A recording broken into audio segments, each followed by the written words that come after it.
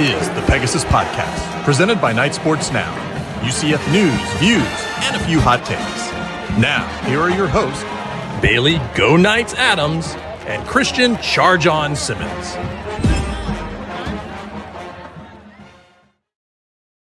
Welcome into episode 283. Be sure you're following us on Twitter at BaileyJAdams22, at ByCASimmons, at Night Sports Now, and at Pegasus Podcast. You can also email us at PegasusPodcast@ksn@gmail.com. We're live. UCF has played a football game. It is 1:17 in the morning. Christian, what the hell? We haven't, to the 10 of you who joined before the intro was even done playing, y'all are sickos. Like, I've said all night to Bailey that there was absolutely no point in doing this live edition of our podcast when it is the middle of the frickin' night. We had a 2-hour rain delay. Well, Thursday, too. It's a work night. And you guys are here to hear more about how UCF almost lost to Jacksonville State. So to those of you who are listening in the morning, congrats. To those of you who are here tonight, y'all are sickos like us, so welcome. UCF, the Scott Frost era came back in a really stress-free, relaxing way. And we all got to just celebrate him being back with no anxiety. And I think that's beautiful. Where do I start? I don't even know. So the game starts, I guess. Is that where we start? The game? Sure, that seems like a good place we to were go. cracking up during the intro, just seeing like 8 people join. So we're late night pods are very back. So the game starts. UCF doesn't start very hot on offense. We all know that at this point. Didn't start great, and then things looked like they took a turn for the worse when Cam Fancher gets lit up by Traquan Fegans, the worst pocket awareness I've seen in all my days, and he fumbles the ball. Jacksonville State returns it for a touchdown.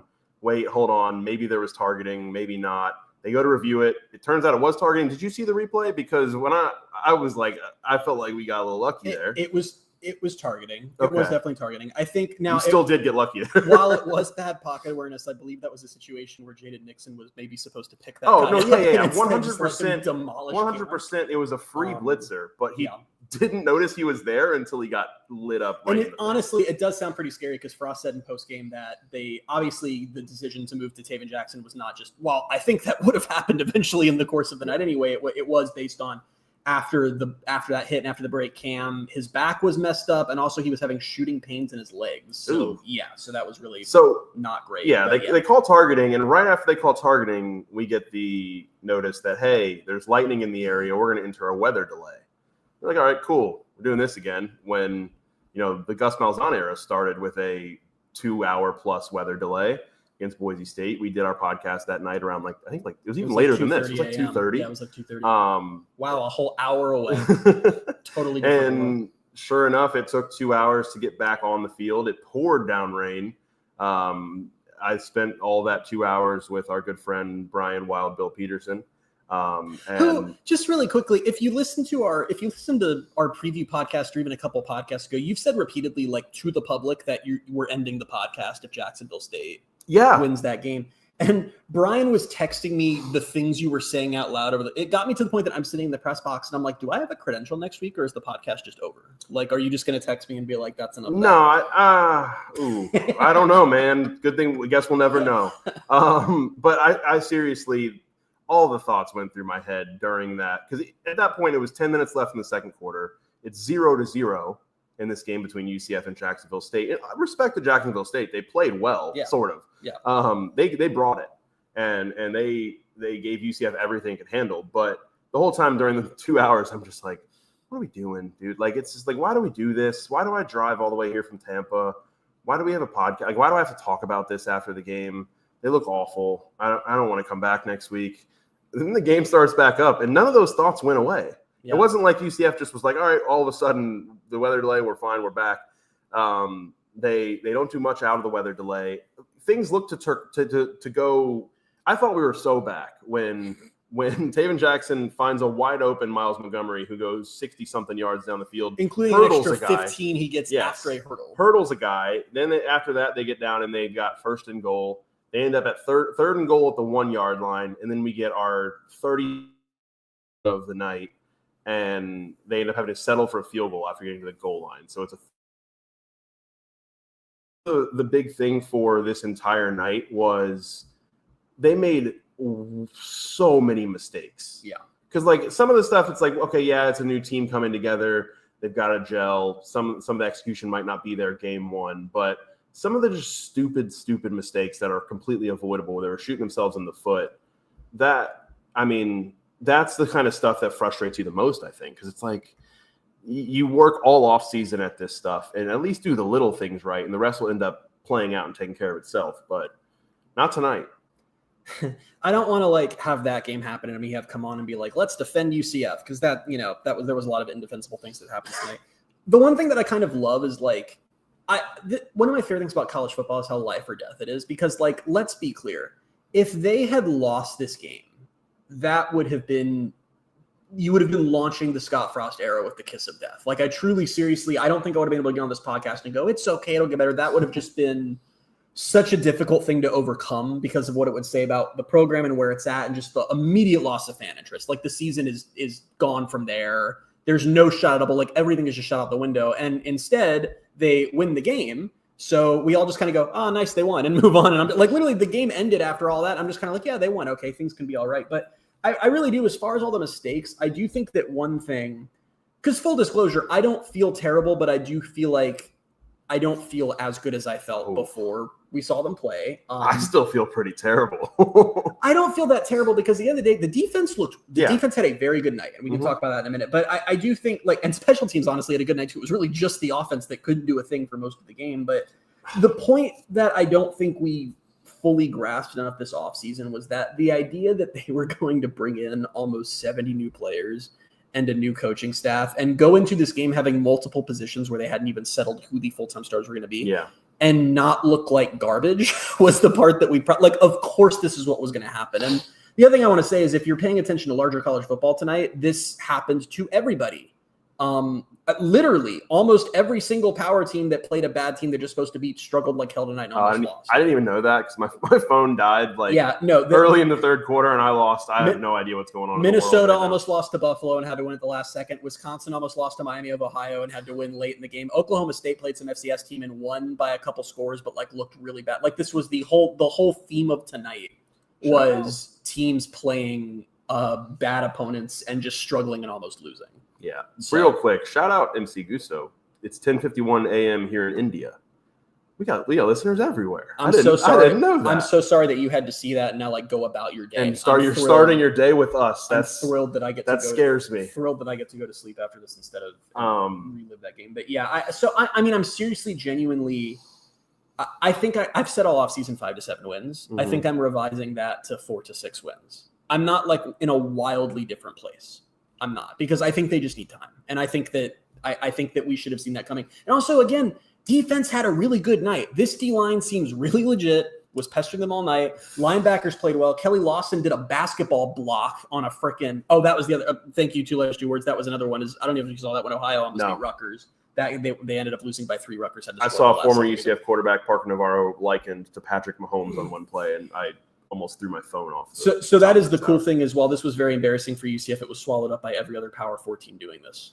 So that's cool. But I don't know. Should we talk about, should we start with quarterback? Should we just talk about Taven? I want to say one thing real quick. I guess so, yeah, because I have something on the defense that bothered me, but we can get there. Let's start for the more basic fans, we can do quarterback, and then the people can go to bed who don't want to hear about the rest of the team. But yeah, so Taven Jackson, after all the intrigue of him being brought in as the guy, and then doesn't look good in spring or fall, and they paid him a lot of money. And we talk on this podcast that we're glad that they're not just giving the guy the job because he got paid all the money, and you have to give the guy who earned the job. Taven takes over mid-game and goes 17 for 24 for 282 yards and 2 touchdowns. Even before the Cam Fancher injury, I'm sitting there thinking, how did he win the job? Like, what did he do? What did the other guys do in practice to make everyone think like, yeah, we got to go with Cam. We got to go with somebody. So might as well be Cam, because I don't know. And then early on, the stat line doesn't lie there. There were some throws that Taven had where I thought, wow, what does this coaching staff think of Jakari Brown? I know, because I was like, I thought the whole thing with Jakari is that he misses the easy throws. But I was like, Cam's missing easy throws, Taven's missing easy throws. But I think Taven, he came into the game cold.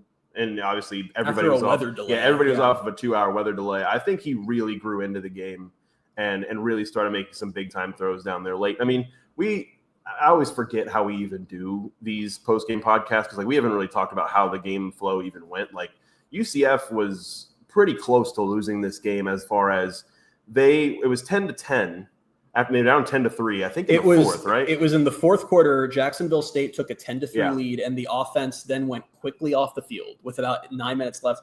And I'm sure you guys, if you were listening to, I'm sitting there in the press box and I am having the sinking venomous feeling in my chest of, oh my, they're like, just, I don't know how it's like we've experienced this feeling over the years, late in 2022 Navy, late in Baylor, that moment where it sets in. Like in that moment, I was certain they were going to lose. And they didn't. And that was what impressed me so much about Taven was you talked about how he did because he looked rough early. There was a play where he threw the ball and the ball went backwards out of his hand. And there's a shot on Twitter of him just staring at his hand confused after, which was something. But the thing about Taven, which is a great gene to have, is one, he was clearly getting more comfortable as the game went along. Every drive he got out there, especially when things got dire, he was getting better. The other gene he had was that every time there was a moment and they needed it, he got them that. And I don't want to overplay. I know this was against frickin' Jacksonville State. These are the worst athletes they're going to play all year except for the game next week. So, like, I get that. But I still, having a quarterback with that gene where when the moment is bigger, he is better,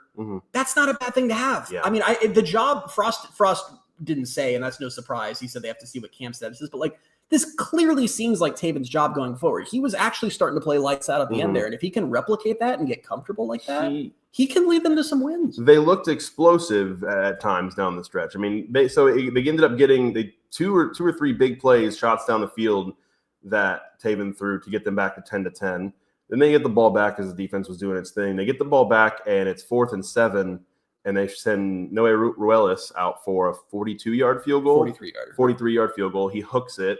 And at that point, it's like, okay, well, there's only, I think at that point there was like 4 minutes left.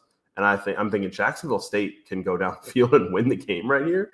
And then that 4th down stop, they credit to them too, because they were trying to go tempo on UCF's defense, and it was working, quite a bit. And they tried to go tempo on this play, and I thought, it just took a heck of a play for UCF to stop that and get the ball back. And that was Jaden Williams with that. That was the play of the game. And Scott Frost said they gave him the game ball because of that play.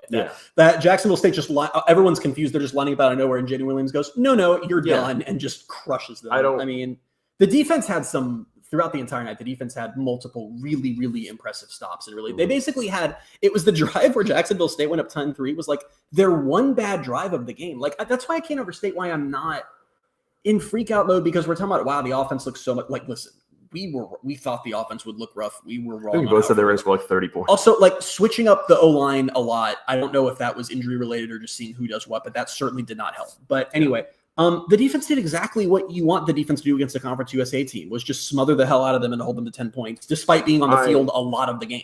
I have no issues. I might have to go back and watch some of it, and I think part of it is the fact that they were just so run heavy. For Jack State was so run heavy, but I was a little bothered seeing them get kind of gashed. I think they gave up like 160 something rushing yards to a Jacksonville State team, but at the same time, they weren't throwing the ball. So I don't know what their yards per carry ended up turning out to, but we were seeing some where they were getting like 10 yards, and I'm thinking this is not really what you want to see from like what we thought was a vaunted D line. They're not stopping the run very well. I don't fully agree with that for a couple reasons. One, that was not an every drive thing. That was starting to happen late in the game. I think, and that's why I think, because I think Frost even said that. I was listening my way back. I did not have my phone. Like, my phone was plugged in, no power. I just was like flipping through radio stations, and all of a sudden I hear Scott Frost's voice through like the static, and I was like, wait, hold on, what? So I was listening a little bit to that before it got too staticky, and he did say that they did a good job going tempo, and he said he thought that especially on that touchdown drive, they were going tempo, and it was wearing them down a little bit. But he said we had some good depth, and he said I thought that Grinch had a good plan of cycling guys through at the right times. But yeah, I mean, I think they did get worn down quite a bit by Jacksonville State's rushing game. But it was so funny because when they were able to get the stops on early downs, I knew they could get the stops because when it was obvious passing down, that quarterback could not throw. No. And we knew that. We said that going in. I mean, he has never completed. What was his final stat line on a pass? He was 15 of 29 for 139 yards at a pick. That's better than I thought he was. Yeah. But I mean, they were giving him a lot of you could tell they were giving him a lot of the easy throws, short game. They were kind of dinking and dunking down the field. And when it came to try to actually pick up some yards deep, he couldn't get it done. So yeah, I think it was a weird offense to try to play your first game against. So overall, I'm not overly concerned. I'm not concerned about the defense at all, to be honest. But I didn't see anything. I just personally, I didn't see anything from the defense that freaked me out. The offense, it's 2 a.m. and I'm still going to be up thinking about the offense, but I see reasons for optimism there. I also as plays are coming back to me, another big play when we're talking about clutch bumps that I want to call out was Taven finding Wade and Charles on that 3rd and 15. Mm-hmm. That was my this game is over play. Yeah. That play happened, and I'm just like, I cannot believe they're going to lose. I'm sitting there in my head thinking, is this worse than Furman? Like, I'm literally having the conversation in my head, and then he just finds Wade. And what was so weird, and this was, I absolutely don't want to heap praise on Scott Frost after this game, even though I'm kind of about to do it a little bit. But what was so funny was the offense was so broken for so much of the game. And where he differentiated from Gus was the 6 plays that worked all night were the 6 most gorgeous plays I've ever seen. I think it was the touchdown that made it 10-10 where there was a play action and he found it was wide open Dylan Wade, who had the entire field in front of him. And I think at that point, it was Miles, the running back, who all he had to do was just kind of get in the way of one guy. And he also smoked that guy. Yeah. Too. Now seeing some of the stuff, I was pleased with some of the play design, stuff like that. And I think that's another good point, 2 letters, 2 words, says the opening play call was the perfect call. Yep. And you know what? I'm going to say something that's going to piss everybody off because no one can prove it. I think Taven hits that ball. I think he does. So that's the thing is Fancher misses that. And I'm like, even during the rain delay, I said to Brian, I was like, I feel so different right now if it was 7-0 and he hit that opening play. I would just feel. I'm such a fickle person, and this isn't the way that the sport works in any way, shape, or form. But when we see Burke open downfield. I go, oh, they're going for the throw right now. Yeah. We see Cam throw the ball, and I'm sitting there, I'm waiting for it, and then I see it just land in the dirt 5 yards of the receiver. And in that moment, I was like, get me a new quarterback. I was it's so sad to say that I'm not exaggerating when I say I was out on Cam from the first play. He never, and honestly, with the way Taven played, there's 2 schools of thought here. School of thought number 1 is that Cam is modern day Brandon Wimbush. This is the last we've seen of Cam.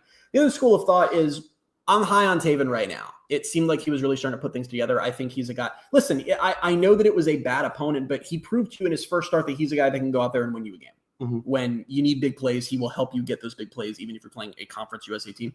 At the same time, I understand that this was a very close quarterback competition, that they have one more easy game, and then they have to start playing real teams. And I know there are probably twists and turns left in the quarterback saga of 2025. So I don't want to just anoint Taven, but for everything we heard and saw of him from spring to fall, he looked a lot more comfortable and a lot more in command of the team on the field than he ever did in practice. And I know I'm a broken record. If you listen to the podcast, you've heard me tell the story a billion times, but the example I just always give, because as to remind people how things are, is part of the reason 2017 came so out of nowhere is because Mackenzie Milton was not the player in practice that he was on the field. He wasn't horrible in practice, but he just wasn't a very good practicer. And for that reason, it wasn't evident in spring and fall camp what he was. Then they get him out under the lights in a real game, and he's able to turn on a different way. I feel like everyone can relate to and understand that. You just enter a different headspace when you are playing in a game than when you're practicing. And it changes things. And so if that's what they need to see from Taven, that when they got him out there in a game and the game's on a line and it's freaking midnight, it's Friday in a game you started playing on Thursday, and you need this throw to win, and he's able to go out there and get you that throw perfectly on several big plays. That's enough to say he has this job until he proves that he should. I also think, I don't know. Again, I'm seeing it from the other side of the stadium. I think he might be the best read option. Like, they don't ever know when he keeps the ball. Like, he did that. I didn't know. I was having a hard time. He did that 2 or 3 times where it wasn't that he just kept the ball and got a few yards. He took off down the field for 14, 15 yards before he was pretty much touched. Yeah. So that was great to see. It was great to see him hit some clutch throws down the field. I honestly, even with the inconsistencies within the passing game, was pretty impressed with the wide receivers. I think everyone kind of had their moments. I know DJ Black had the game-winning touchdown. Yep. Dylan Wade caught the first touchdown. Dylan Wade seems like a playmaker, man. Wade and Charles had the big play on 3rd and 15 that you mentioned. Dwayne Thomas had some catches. Who am I missing?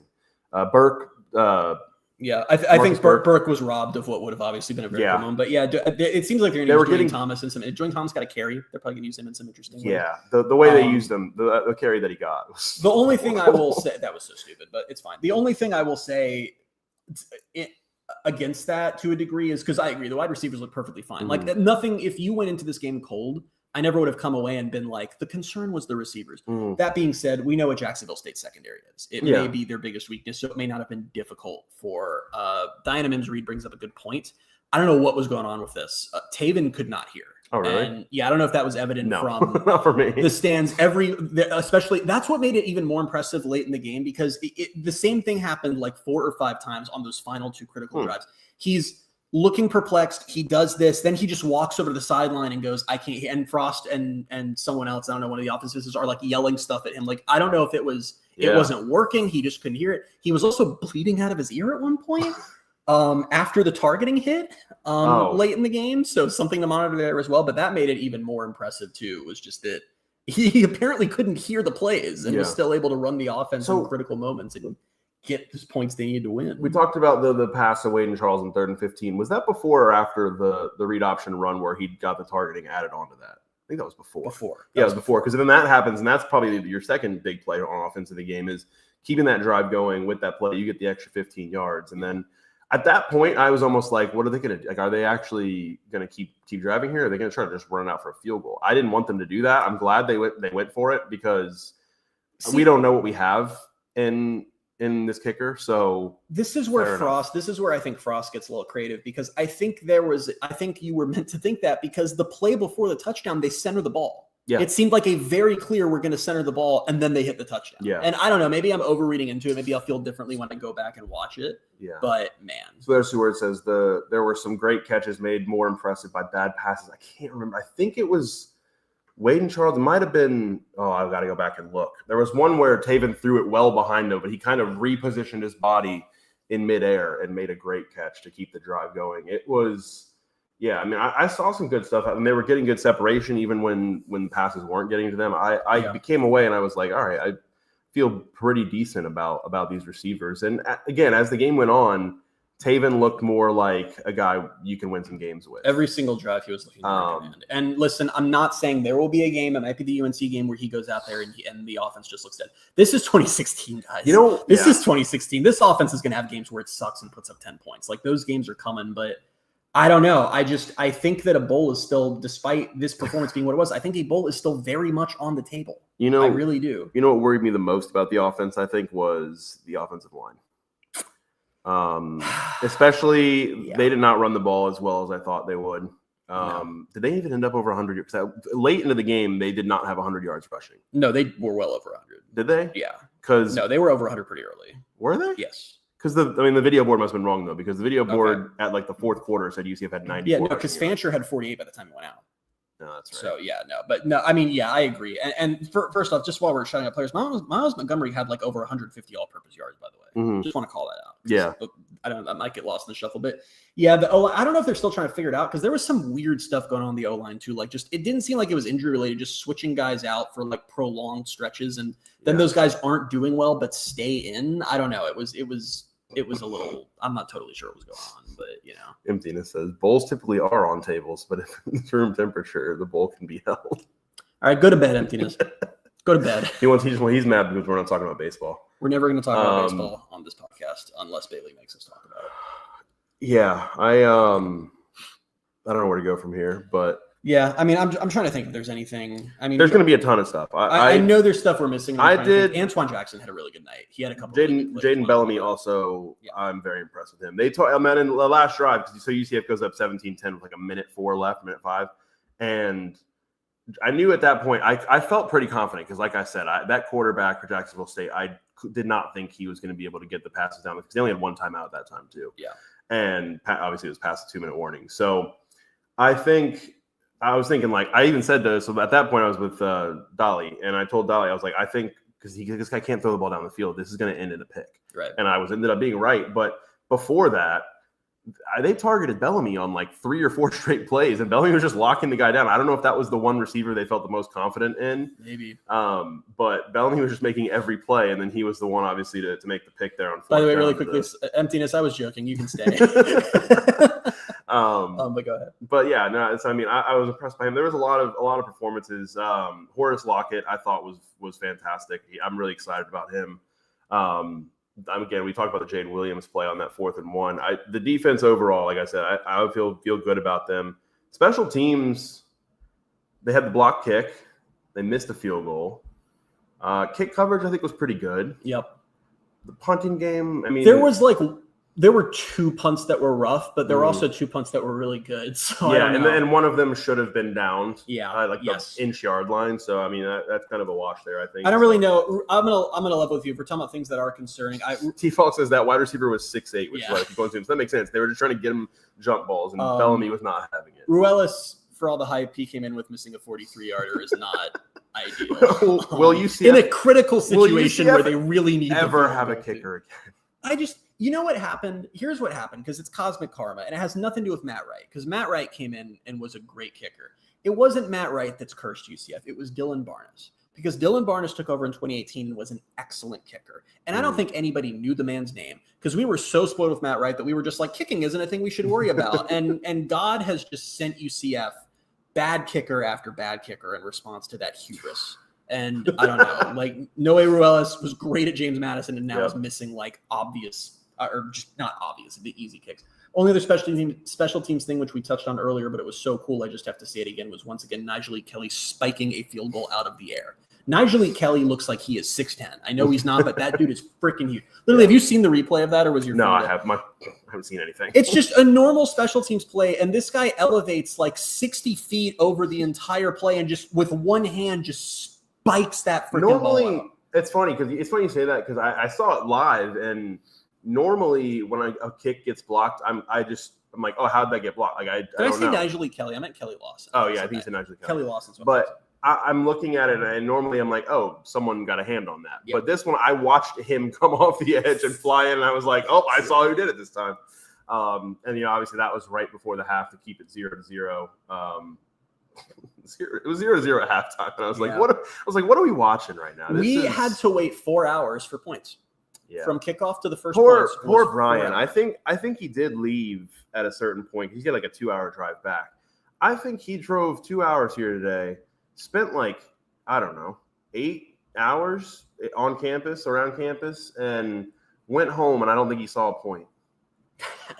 I told him that right before he left. I was like, I know you got to go, but you got to think about this for a second. All I can tell you is that is just humorous but sad.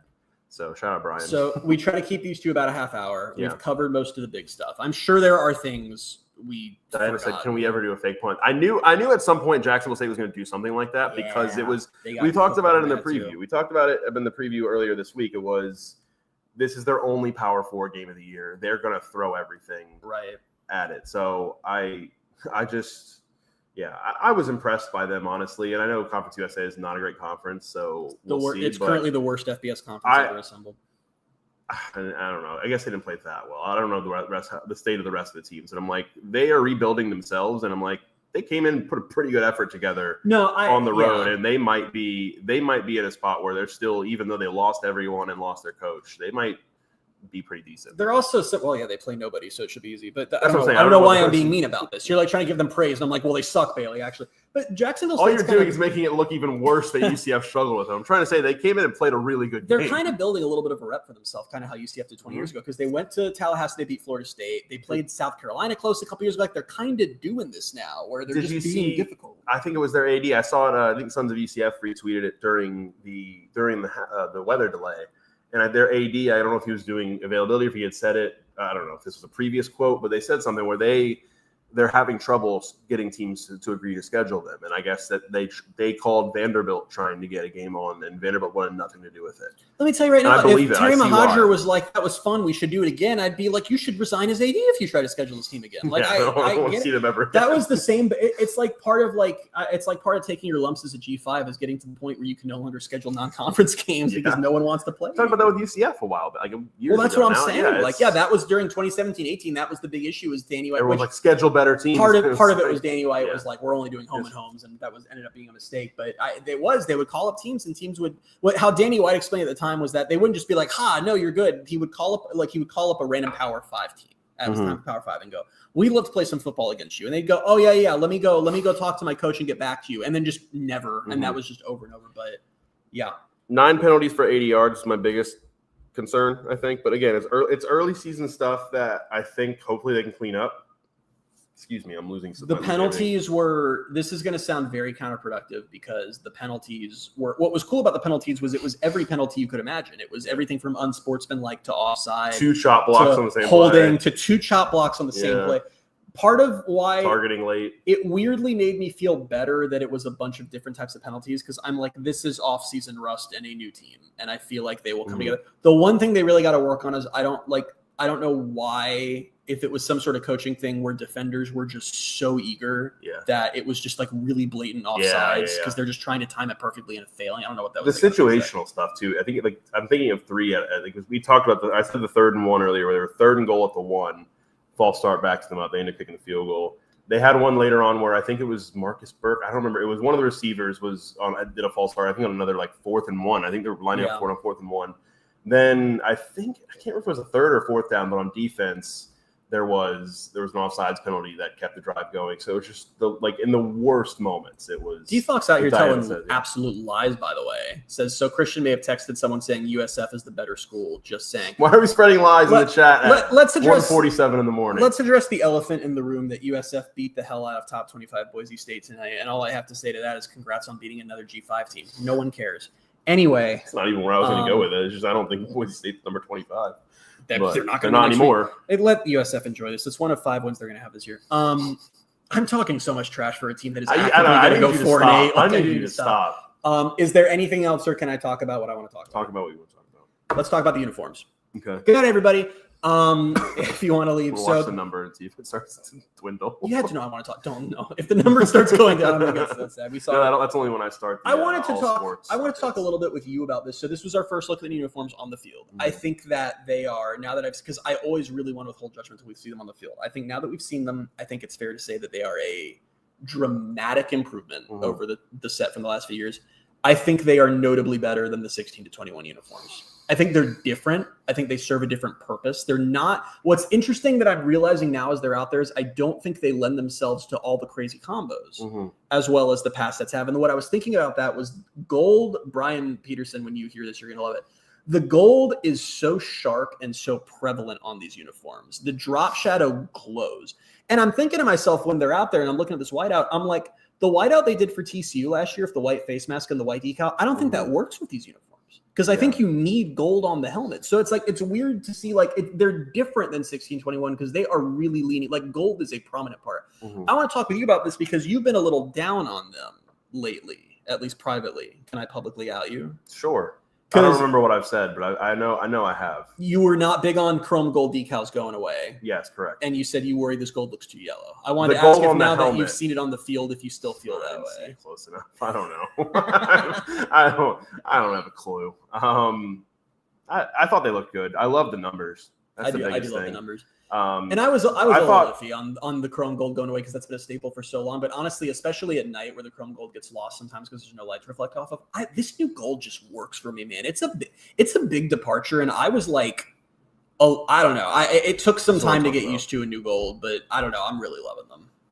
Default 23 says, with Christian being the Jersey guy, the warm-ups everyone wore tonight was a lot different than they used to wear, right? Something felt different. They weren't wearing pads. They weren't wearing their uniforms. Let's talk about this. They warmed up. I thought Brian was going to collapse. They warmed up in gold sleeveless hoodies. I thought Brian was going to collapse. No one was in pads or in their jerseys until they ran out. That was weird, except for special teams. Where I really noted it was UCF couldn't even do their usual drip U Twitter posts they did because they weren't in their uniforms. So I don't know what that was about, but yeah, their entire warm-ups were done out of pads. They were in sleeveless gold hoodies.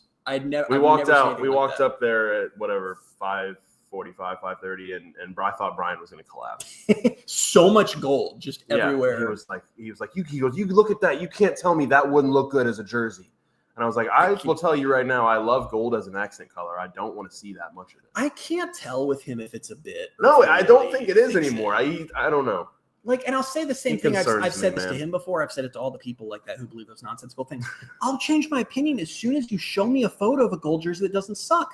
Just show me one photo in the history of college football of a gold jersey that doesn't suck. Just one. This is where we are at 1:51 in the morning. We always get there in the end. But yeah, I actually at one point in the game, Carson Eagle came up and said to Brian that he thought that he got me onto this because now I have blonde hair, and he was like, "That's kind of gold," and I was like, "No, I mean, your blonde hair is closer to the shade the jerseys would be than actual gold if they were to try to do it." Yeah, but I don't need blonde jerseys. But yeah, I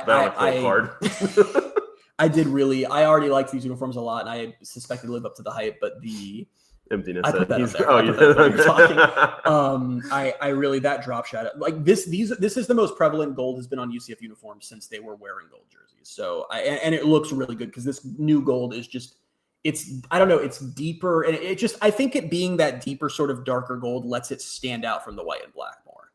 And yeah, no pewter, as Jared Todd pointing out. You know what was cool though was that like the coaching staff was all wearing pewter tonight.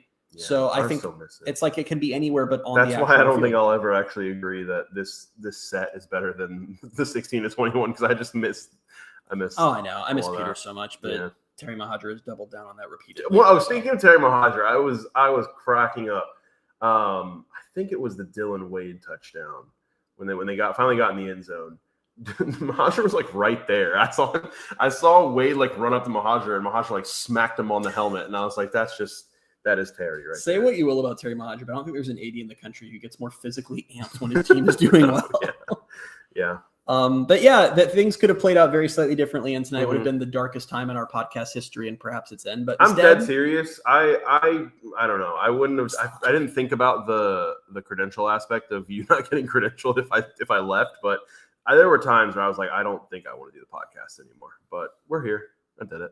I like how we end our podcast with a threat. It's like, want to keep listening to the Pegasus podcast? Hope UCF does well, or otherwise we'll see what happens. I know we shouted out the sickos when we started the podcast. The number has grown.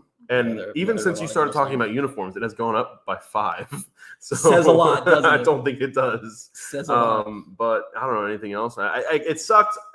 I hope we can one day get through a season without a big delay like this because it does suck for the crowd because a lot of people stuck around, but it was a surprisingly good I was pretty impressed with the crowd before the rain, and obviously 2 hours went by. I'm not faulting anybody, especially that's insane. That's part of the reason I roamed the stadium for 2 hours, and part of it was I also didn't have anywhere to go because I don't know if you can go to a bar and watch a game on ESPN Plus, right? But they were saying like you can leave, just have your ticket for reentry, and I was like, so many people once they're able to leave, they're not going to come back. It's human nature. You're like, do I really want to go back? And I was surprised. Like Dolly went to Burger U during the weather delay and still came back. Did he really? Yes.